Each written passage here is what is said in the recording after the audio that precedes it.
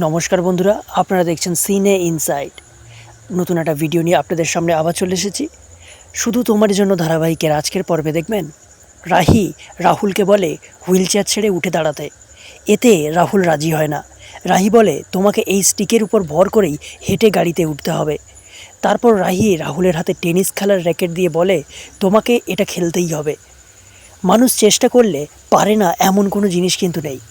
এরপর রাহুলকে সবাই মিলে ডাক্তারের কাছে নিয়ে আসে চেক আপ করানোর জন্য। ডাক্তার বলে আমি আগে এমন কাউকে দেখিনি যে কেউ এত তাড়াতাড়ি রিকভার করেছে। তবে আপনাকে মিথ্যে আশা জাগাবো না, আমার মনে হয় আপনার এত তাড়াতাড়ি না খেলাই ভালো। আপনার এই ইনজুরি সারতে অনেক দিন সময় লাগবে। এটা শুনে মন ভেঙে যায় রাহুলের। রাহি বলে তা হলেও ও ঠিক হবে, আমি ওর দায়িত্ব নিচ্ছি। এরপর রাহি রাহুলকে বাড়ি ফিরিয়ে আনার সময় কয়েকজন গুন্ডা পথ আটকায়। তা দেখে রাহুল অবাক হয়ে যায়। রাহি গাড়ি থেকে নামলেই তারা রাহিকে ধরে ফেলে। এটা দেখে রাহুল স্টিক ফেলে নিজের পায়ে দৌড়ে এসে গুন্ডাদের মারে, কিন্তু শেষে মিমও ধরা পড়ে যায়। তারপর বোঝা যায় আসলে রাহুলকে সুস্থ করার জন্য এসব রাহির প্ল্যান ছিল। এ সবটা দেখে রাহুল রেগে যায়।